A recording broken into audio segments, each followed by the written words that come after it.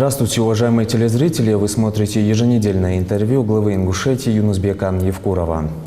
Юнусбек Ангереевич, Калшин. Алейкум салам. Начнем с трагического события этой недели. В результате возгорания торгового центра в Кемерово погибло большое количество человек.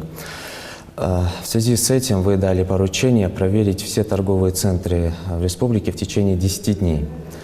На ваш взгляд, можно ли предотвратить такую трагедию? И как вы считаете, это халатное отношение вот этих сотрудников центра или же чей-то злой умысел?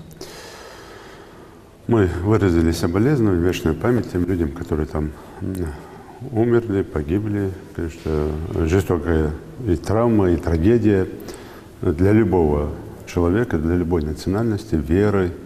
Почему? Потому что, в том числе и дети там, школьники. Насчет умысла или же случайности, или же там халатность, это следствие разберется до конца. Но тем не менее мы должны признавать факт того, что все-таки без преступной халатности там, конечно, не обошлось. То, что уже мы видели предварительно сейчас, то, что показывают даже элементарные вопросы несоблюдения мер безопасности, оно, конечно, наглядно видно. Поэтому здесь остальное все следствие покажет. То, что нам нужно, я дал команду и поручение с учетом того, что максимально в короткий срок предварительно надо посмотреть, минимизировать угрозу. Поэтому вот этот маленький срок 10 дней для того, чтобы быстро проверить, если ярко выраженные на поверхности лежат недостатки, нарушения, их устранить, чтобы не допустить у нас трагедии. Это раз. Ну а так, конечно, комиссия дальше работает. Тем более генеральный прокурор дал всем прокурорам в регионах поручение, и прокурор республики в том числе это поручение продублировал уже и дал поручение нашим прокурорам на местах. И совместно эта работа сейчас идет. И нам надо максимально в короткие сроки устранить все недостатки не только в торговых центрах, а вообще в местах массового пребывания людей. И в школах, и в садиках, и в больницах, и так далее. В связи с трагедией в Кемерово вы дали поручение созвать заседание правительства Ингушетии с участием всех руководителей торговых центров республики. Также вы призвали население республики сообщать о всех замеченных нарушениях безопасности. Есть ли уже какие-то обращения по этому поводу? Нет, обращения они есть. Они и раньше были, и сейчас есть. И мое обращение к людям связано с тем, что как бы мы ни хотели, мы всегда не видим проблему. Это во всех сферах жизнедеятельности нашей. Мы всегда видим родственников. Мы всегда пытаемся прикрыться родственниками и не выполнить свою функциональную задачу или обязанность. И это в том числе и люди правоохраны, это в том числе и чиновники. Каждый, когда он должен, там, тот же стройнадзор там, или какая-то другая надзирающая организация, он когда приходит и должен там навести порядок, исправить ситуацию, тут же на него начинает выходить огромное количество родственников. Его не трогай, этого не трогай. И здесь человек, который обязан настоять, он начинает, конечно, отступать, он начинает там не выполнять свои обязанности. При этом пишет, что все нормально. Вот этого нельзя допустить. И я боюсь, что эти риски все равно присутствуют. В том числе я сказал, что, конечно, нельзя исключать и коррупционную составляющую. Поэтому я и попросил общественность, молодежную организацию, другие организации, вообще в целом человек, любой человек, который может на аккаунт сбросить или свою фамилию назвать, или просто так, без фамилии, без ничего, просто сбросить недостаток или там какие-то проблемы. Мы должны, конечно, отрабатывать, смотреть. Это когда та площадка, когда мы все вместе должны с этим направлением бороться. Это первое. И второе, по поводу заседания, мы в понедельник проведем это заседание. Там будет не только руководители торговых центров, и рынков, и других организаций. Отдельно со школами, с садиками, там, с больницами проведут отдельно уже представитель правительства совещание. Ну, максимально постараемся составить сейчас этот план, утвердить план и поработать где-то, я думаю, что 1,5 месяца мы будем над этим работать, исправлять ошибки, наводить порядок. И ежеквартально уже проводить определенные там занятия, тренировки, трагедия в Кемерово еще раз показала, что мы должны более чем серьезно обращать на такие вещи внимание. Эта неделя выдалась довольно насыщенной, было очень много встреч. В начале недели вы приняли участие во встрече Владимира Путина с эмиром Катара. Как человек, уже хорошо знакомый с руководством Катара, как вы видите дальнейшее взаимодействие с этой арабской страной и что об этом говорил Владимир Путин? Да, мы специально выбрали эту неделю для того, чтобы отработать в Москве. Много задач, которые нам предстоит выполнить и утвердить проекты, программы. И я обошел там уже порядка десятка министерств, ведомств в Москве. Много есть и хороших позитивных вещей.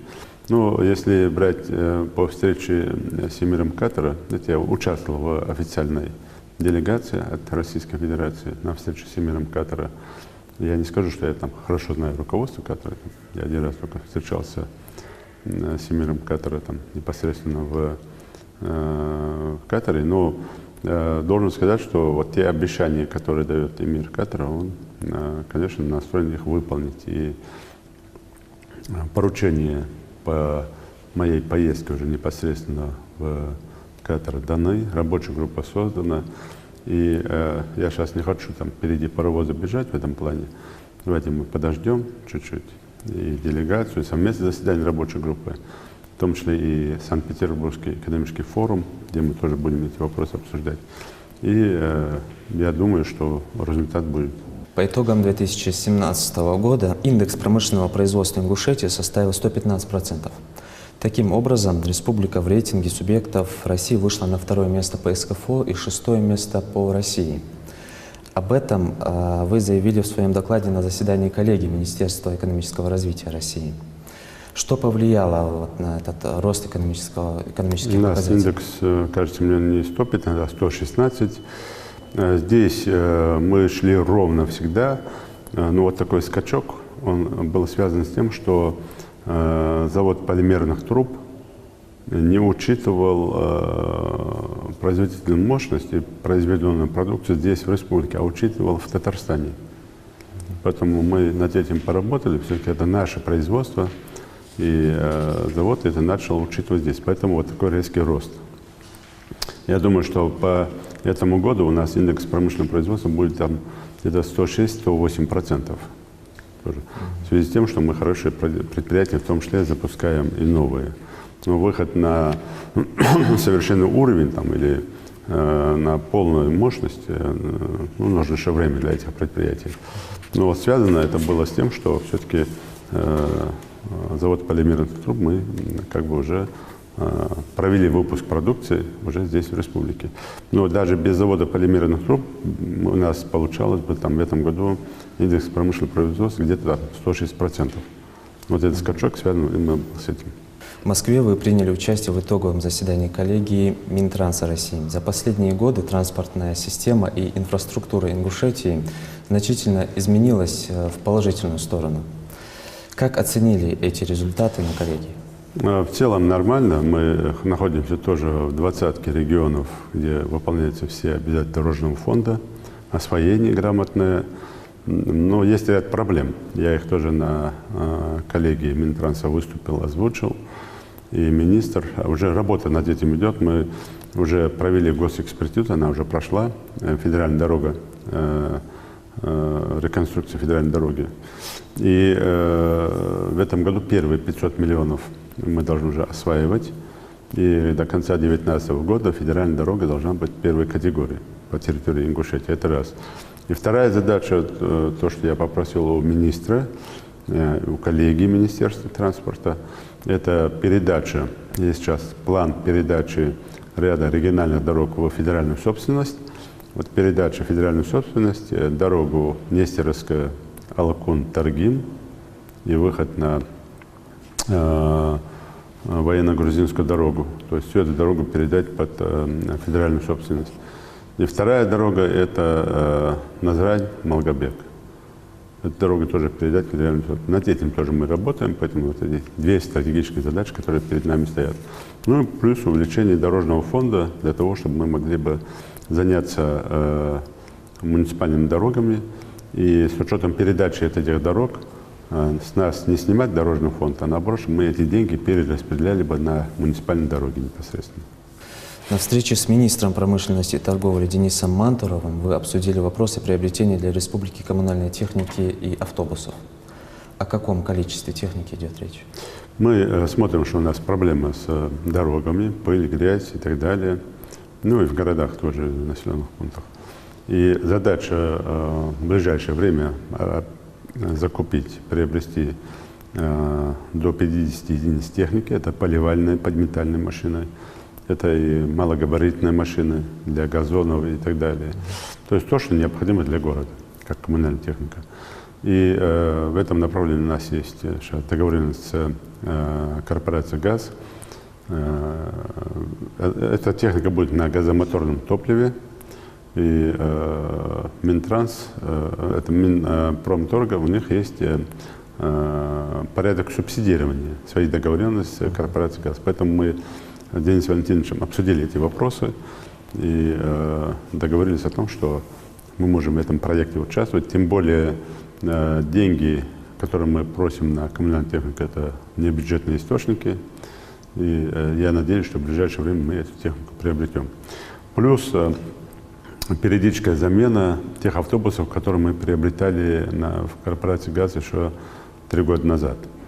Это автобусы, чтобы мы их там ежегодно в каком-то количестве меняли бы, и чтобы нашла замена этих автобусов, уже те, которые уже прошли свой срок. То есть мы тоже договариваемся, и если получится, то старые автобусы «ГАЗ» забирает обратно на свои нужды и на перепланировку, а нам будет поставлять вместо старых новые автобусы, тоже на газомоторном топливе. Вот над этим проектом мы подумали, поговорили, и надеюсь, что в ближайшее время мы начнем реализовывать этот проект. На встрече с главой Ростуризма Олегом Сафоновым вы обсудили строительство в республике санаторно-курортного комплекса по линии новой ФЦП, развитие внутреннего и въездного туризма в России. Расскажите про этот проект, где и как он будет реализован. Мы планируем в рамках том, что курортов Северного Кавказа, этот проект у нас стоит туристический или медицинский кластер, так называемый, в районе Отшелуков, где у нас есть серная вода, там все-таки построить комплекс, чтобы жители республики могли и гости могли. Почему? Потому что такое место нельзя его так, в таком виде оставлять, конечно. У меня давно эта идея была, и сейчас с помощью федеральной целевой программы по линии Ростуризма мы хотим именно вот там создать вот эти условия для людей.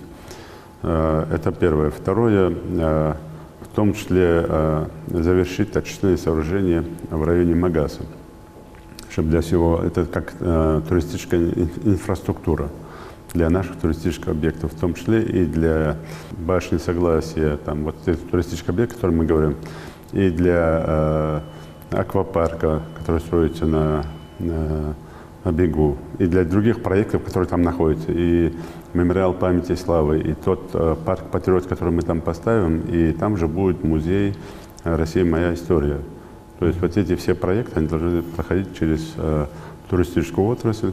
Большое количество туристов должны эти проекты посещать, поэтому и очистные сооружения тоже по линии Ростуризма, по программе, которая обеспечивает вот эти туристические маршруты и объекты.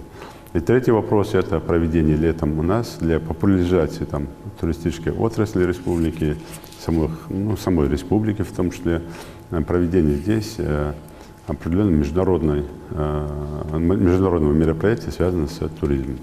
Поэтому надеюсь, что мы эти задачи выполним, хотя частично они уже выполняются, но об этом мы договорились с Олегом Петровичем. Также планируется и проведение всероссийского совещания, по-моему, да, по развитию. Не совещание, это международное мы будем проводить. Международное здесь, совещание. Хоккейная академия Фетисова разрабатывает для Ингушетии стратегию развития хоккея в республике. Об этом вы говорили с директором хоккейной академии Ильей Спицыным.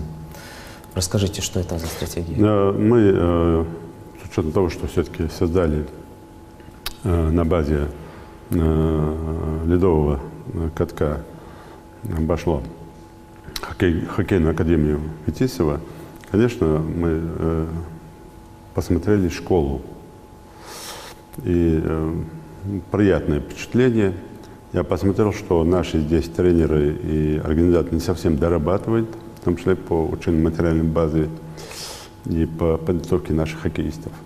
Я вижу, что наши дети просто выбегают и бегают на катке. Этим как бы тренировки заканчиваются. А на самом деле 70% тренировок должна быть общая физическая подготовка. Если ОФП не будет, то на катке он все равно себя не проявит.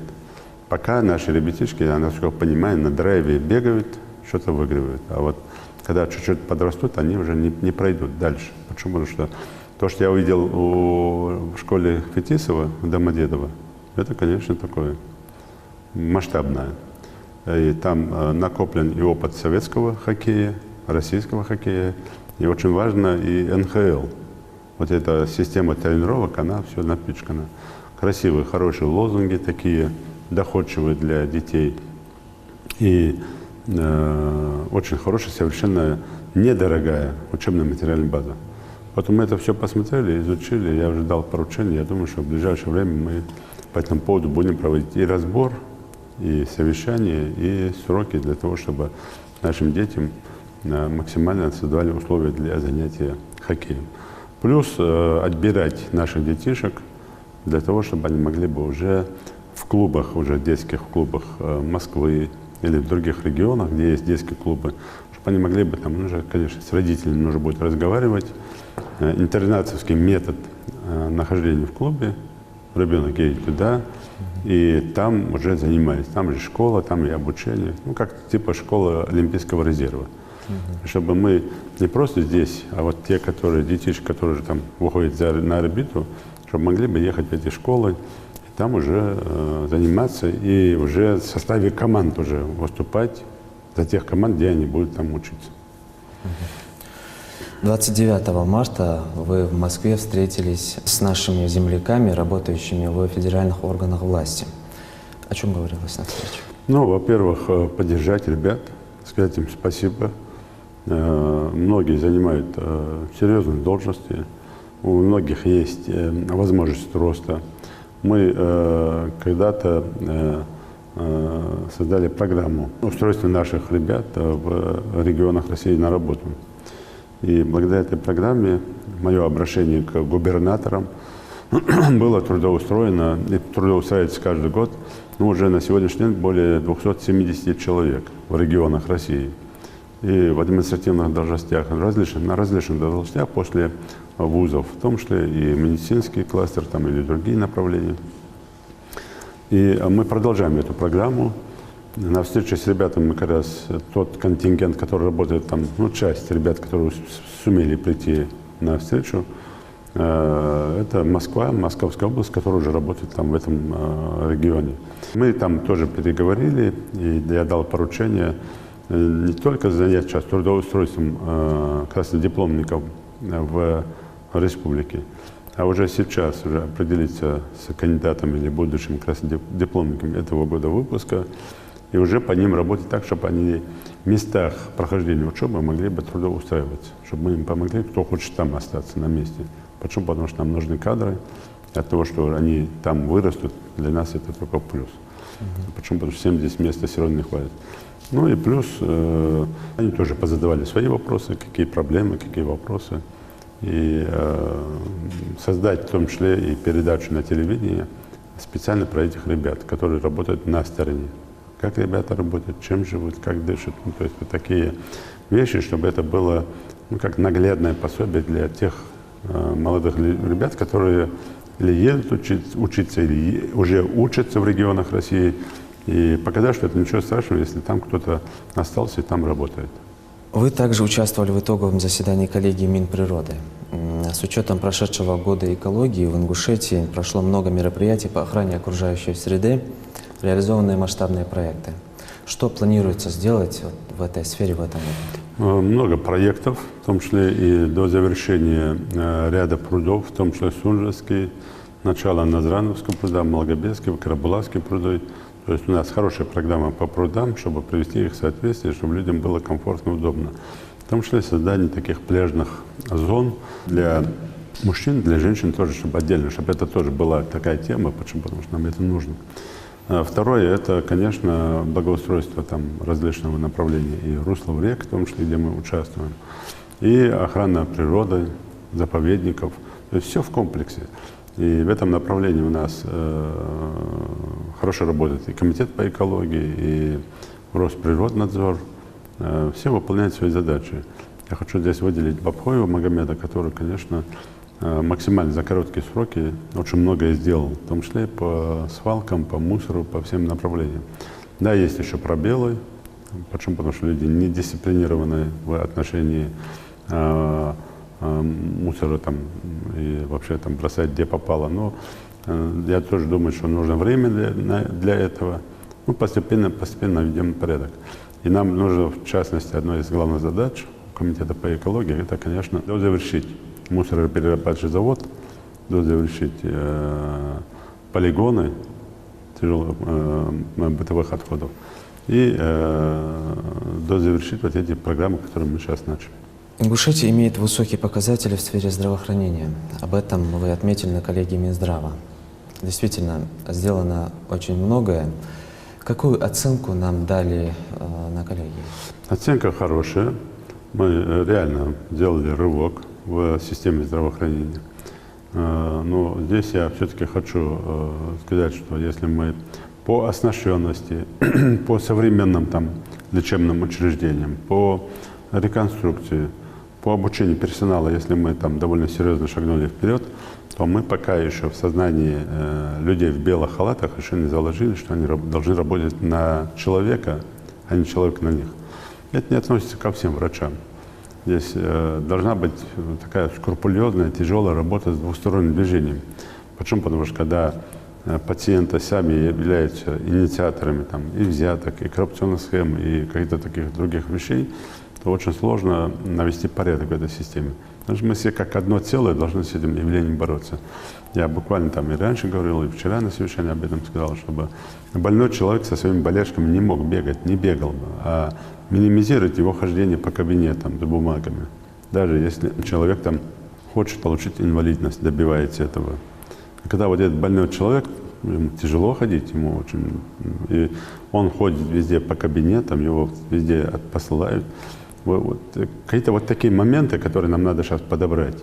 Почему? Потому что это самые такие простые вещи, с которыми может справиться главврач любой больницы. Но когда главврач не организовывает эту работу, я вчера буквально тоже сообщение получил, и сегодня утром получил сообщение, когда больного привозят в больницу в приемном покое, его не принимают, его отфутболивают, его там, ну вообще никакого внимания. Это, конечно, очень серьезная работа должна быть главврача. И мы сейчас систему контроля, хотя не хотелось бы этого делать, но все равно придется какую-то систему контроля, общественного контроля все-таки создать над больницами. И здесь все-таки ну, некоторых товарищей через колено ломать, чтобы они более серьезно относились к своим обязанностям. А так я еще раз повторяю, что я очень доволен работой сегодня нашего Министерства здравоохранения. Они работают более чем профессионально. Сделано очень много, там цифры они такие хорошие, и они реальные цифры.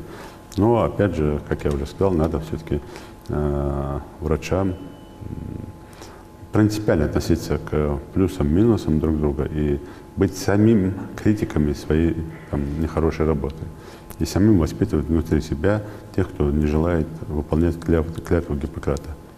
Вы обсудили с Ольгой Голодец строительство многопрофильной больницы и психоневрологического диспансера в Ингушетии. Когда мы давно уже обсуждали этот вопрос. Проекты прошли, они уже там, не сами проекты, а предложения наши прошли. Сейчас вопрос стоит по проектированию, и как только эти проекты будут. Это та же самая тема, как объекты культуры. Когда проектирование будет завершено, нас должны включить в госпрограмму. Это будет таким огромным прорывом, как перинатальный центр и онкодиспансер. Вот многопрофильная больница, это, конечно, будет огромный прорыв. Он будет тоже построен в районе перинатального центра, там целый медгородок у нас появляется. И там же сейчас построен диализный центр, мы его в этом году будем открывать. Поэтому, конечно, это будет такой очень серьезный прорыв в работе. И мы надеемся, что мы все-таки до августа вместе с проектной предсмертной документацией завершим, пройдем госэкспертизу Ну и на 2019 год вводим уже программу финансирования. Уважаемые телезрители, вы смотрели еженедельное интервью главы Ингушетии Юнузбека Баматгиреевича Евкурова. Спасибо за внимание и всего доброго.